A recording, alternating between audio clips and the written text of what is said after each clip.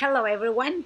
Welcome back to the reading of the book Mind, Character, and Personality, Volume 1 by Ellen G. White. One of America's 100 best authors. We finished section 1, which dealt with the study of the mind. Today we will start section 2, Basic Relationships.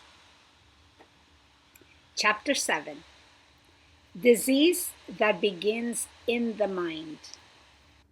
This chapter actually helped me to realize the power of my thoughts over my body, over my health. I learned a lot from this chapter, and actually I put into practice what I learned, and it changed my life forever. Far too little thought is given to the causes underlying the mortality, the disease, and degeneration that exists today, even in the most civilized and favored lands. The human race is deteriorating, and I'm sure we can all agree with that. Sickness of the mind prevails everywhere. Now listen to this. 9/10 of the diseases from which men suffer have their foundation here. Where? In the mind. When I read this, it really blew me away because it says that 9 diseases out of 10 starts in the mind. Can you believe that? This is how powerful our mind is. Perhaps some living home trouble is just like a canker eating to the very soul and weakening the life forces. Remorse for sin sometimes undermines the constitution and unbalances the mind. There are erroneous doctrines also, as that of an eternal burning hell and the endless torment of the wicked, that by giving exaggerated and distorted views of the character of God have produced the same result upon sensitive minds. Did you hear this? That religion with its false doctrines can actually hurt sensitive minds. And one of those doctrines is the eternal burning hell. Do you know that there are millions upon millions of people that have been taught to believe that God is going to burn them forever and ever in hell? That's awful. God is a loving God, and He will never do this.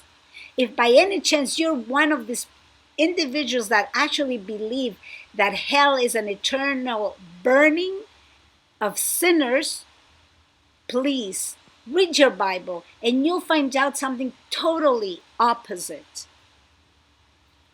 The relation which exists between the mind and the body is very intimate. When one is affected, the other sympathizes. The condition of the mind affects the health of the physical system. If the mind is free and happy from a conscience of right doing and a sense of satisfaction in causing happiness to others, it creates a cheerfulness that will react upon the whole system, causing a freer circulation of the blood and a toning up of the entire body. The blessing of God is a healing power, and those who are abundant in benefiting others will realize that wondrous blessing in both heart and life. In other words, doing good to others actually brings physical health to you. The brain is the organ and instrument of the mind and controls the whole body. In order for the other parts of the system to be healthy, the brain must be healthy. And in order for the brain to be healthy, the blood must be pure. If by correct habits of eating and drinking, the blood is kept pure, the brain will be properly nourished. Imagine what I eat and what I drink actually affects my brain, and as a consequence, the influence of the mind on the body, as well as of the body on the mind, should be emphasized. The electric power of the brain, promoted by mental activity, vitalizes the whole system, and is thus an invaluable aid in resisting disease. This should be made plain. The power of the will and the importance of self-control, both in the preservation and in the recovery of health, the depressing and even ruinous effect of anger, discontent, selfishness, or impurity, and on the other hand, the marvelous life-giving power to be found in cheerfulness, unselfishness, gratitude should also be shown. Imagine we have the choice to either keep a healthy mind by being grateful, thankful, cheerful, or we can choose to be unhappy, selfish, discouraged. What an amazing power that God has given each one of us to have the choice to decide in which way we would direct our mind and thoughts, either a happy and positive way or a negative way. In journeying, I have met many who were really sufferers through their imaginations. They lack willpower to rise above and combat disease of mind and body, and therefore they were held in suffering bondage. I frequently turned from the bedside of those self-made invalids, saying to myself, dying by inches, dying of indolence, a disease which no one but themselves can cure. Mental and moral power is dependent upon the physical health. Children should be taught that all pleasures are to be sacrificed which will interfere with health.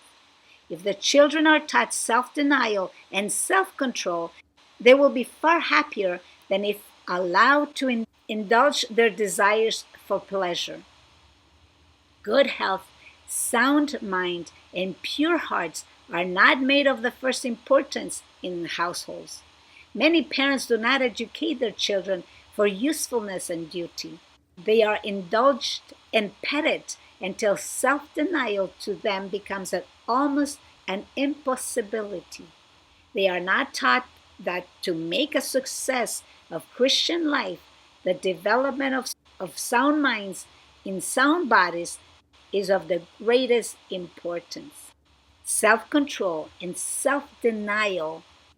In the schoolroom, the foundations has been too surely laid for disease of various kinds, but more especially the most delicate of all organs, the brain, has often been permanently injured by too great exercise. And the lives of many have been thus sacrificed by ambitious mothers. Of those children who have apparently had sufficient force of constitution to survive the treatment, there are very many who carry the effects of it through life. The nervous energy of the brain becomes so weakened that after they come to maturity, it is impossible for them to endure much mental exercise. The force of some of the delicate organs of the brain seems to be expended. And not only has the physical and mental health of children been endangered by being sent to school at too early a period, but they have also been losers in a moral point of view. Many are diseased physically, mentally, and morally because their attention is turned almost exclusively to themselves. They might be saved from stagnation by the healthy vitality of younger and variant minds and the restless energy of children. Very few realize the benefit of the care, responsibility, and experience that children bring to the family. A childless house is a desolate place. The hearts of the inmates are in danger of becoming selfish, of cherishing a love for their own ease and consulting their own desires and conveniences. They gather sympathy to themselves but have little to bestow upon others. Care and affection for dependent children removes the roughness from our natures, makes us tender and sympathetic, and has an influence to develop the nobler elements of our character. How beautiful! Children are a blessing from God. It is the duty of everyone to cultivate cheerfulness instead of brooding over sorrow and troubles. Many not only make themselves wretched in this way, but they sacrifice health and happiness to a morbid imagination. There are things in their surroundings that are not agreeable, and their countenances wear a continual frown that more plainly than words expresses discontent. These depressing emotions are a great injury to them health wise, for by hindering the process of digestion, they interfere with nutrition. While grief and anxiety cannot remedy a single evil, they can do great harm. But cheerfulness and hope, while they brighten the pathways of others, are life unto those that find them, and health to all their flesh. I was really helped by this chapter. In the treatment of the sick, the effect of mental influence should not be overlooked. Rightly used, this influence affords one of the most effective agencies for combating disease. Imagine the power of a positive mind. A great deal of the sickness which afflicts humanity has its origin in the mind and can only be cured by restoring the mind to health.